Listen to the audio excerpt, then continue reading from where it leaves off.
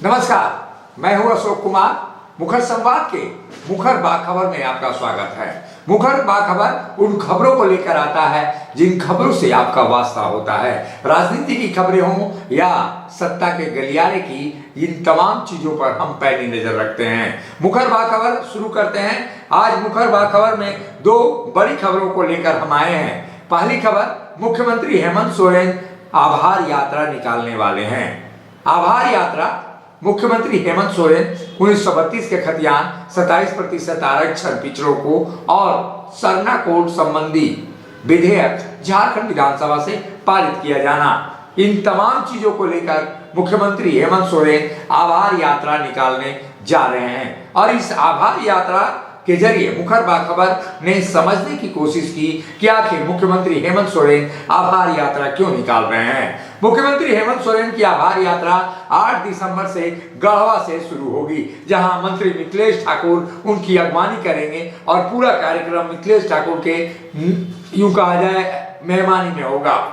एक तरह से कहा जाए कि मेजबान होंगे मिथिलेश ठाकुर और मुख्यमंत्री हेमंत सोरेन होंगे वहां पर मेहमान। और 8 दिसंबर से ये आभार यात्रा प्रारंभ होना है। वहीं राजनीतिक हलकों में ये चर्चा है कि आभार यात्रा के बहाने कहीं न कहीं ये बताने का प्रयास किया गया है कि मुख्यमंत्री हेमंत सोरेन अब 8 दिसंबर से लगातार व्यस्ततम समय में रहने वाले हैं। यानी यूं कहा जाए कि मुख्यमंत्री हेमंत सोरेन के पास फिलहाल समय नहीं है। इसी बीच कहा जा रहा है कि 8 दिसंबर को गुजरात के चुनाव के समापन के बाद रिजल्ट भी आ सकते हैं और इस रिजल्ट में क्या होगा ये नहीं कहा जा सकता, लेकिन इतना जरूर है कि ईडी की कार्रवाई आगे बढ़ेगी। और ईडी की कार्रवाई को देखते हुए मुख्यमंत्री हेमंत सोरेन ने शायद अपनी आभार यात्रा निकालने की घोषणा कर दी है। और आज मुख्यमंत्री हेमंत सोरेन ने महागठबंधन के विधायकों के साथ बैठक की है। प्रमुख जो लोग हैं उनके साथ बैठक की गई है, लेकिन इसमें आरजेडी का जो नेतृत्व कर रहे हैं मंत्रिमंडल में सत्यानंद भोक्ता को ही केवल बुलाया गया, जबकि राजेश ठाकुर को भी यहां पर निमंत्रित किया गया था। एक तरह से कहा जाए कि महागठबंधन के नेताओं को ये संदेश देने का प्रयास किया गया कि हम आभार यात्रा निकाल रहे हैं और इस आभार यात्रा के जरिए हम राज्य की जनता का आभार व्यक्त करेंगे।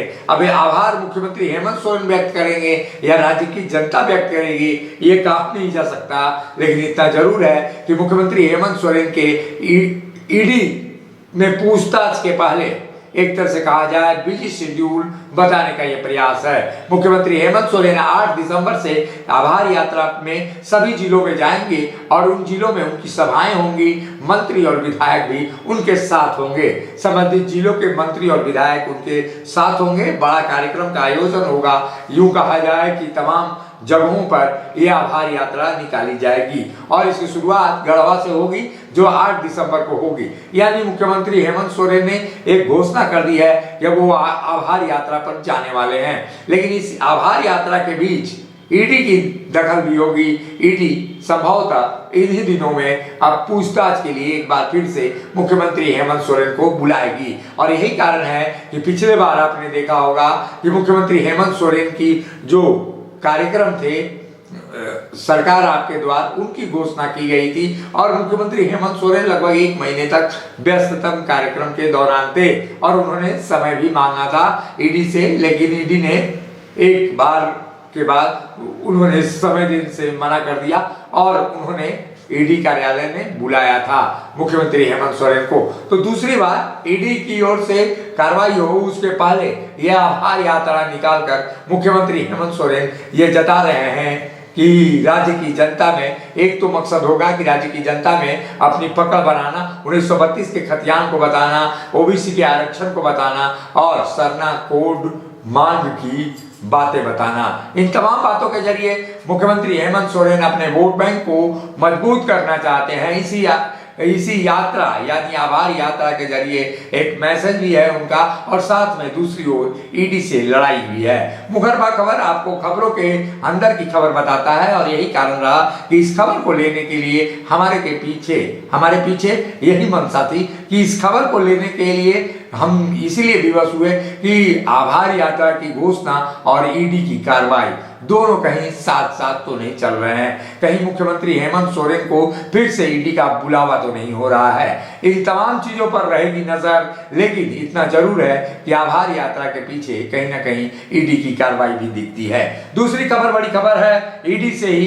ईडी ने आज 88 करोड़ 77 लाख रुपए की जो अवैध संपत्ति है पूजा सिंघल की भ्रष्टाचार से कमाई हुई, उसको अटैच कर लिया है। इसमें एक हॉस्पिटल जो पल्स हॉस्पिटल है और एक डायग्नोस्टिक सेंटर जो पल्स के नाम से है और 2 जमीन के प्लॉट हैं, उसमें पूजा सिंघल के ये संपत्तियों को जब्त किया है। यानी अभिषेक झा जो है उनके दूसरे पति, उनकी भी संपत्ति यहाँ पर जब्त होती हुई दिखाई दे रही है। ऐसे में पूजा सिंघल की गिरफ्तारी के 6 महीने के बाद ईडी की ये बड़ी कार्रवाई है और इस समय ये दिखाई दे रहा है कि ईडी ने बड़ी कार्रवाई करके एक स्पष्ट संकेत देने का प्रयास किया है कि अब शायद कार्रवाई आगे और बढ़ेगी। और अभिषेक झा की अभी फिलहाल गिरफ्तारी नहीं हुई है, लेकिन उसको भी ईडी ने बुलाया है। ऐसे में कहा जा सकता है, जिस तरह की लगातार चर्चा चल रही थी और चर्चा के बीच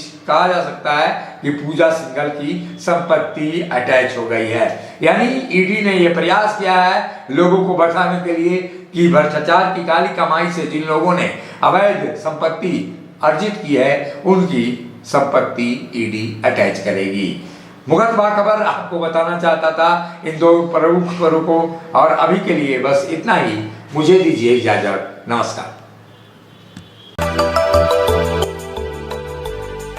मिनी लंदन मैक्लुस्कीगंज प्रकृति की गोद में बसा ड्रीम डेस्टिनेशन आपका कर रहा है इंतजार।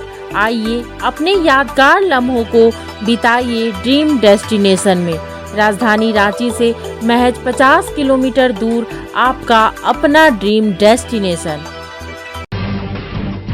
जब टूटती है आस, जब थकती है सांस, जब रूठते हैं अपने, मुंह मोड़ता है जमाना, जब अंगड़ाई लेता है संकल्प, फिर बनती है कहानी, बनते हैं अनमिट निशान। देखिए मेरे साथ संघर्ष की दास्तां।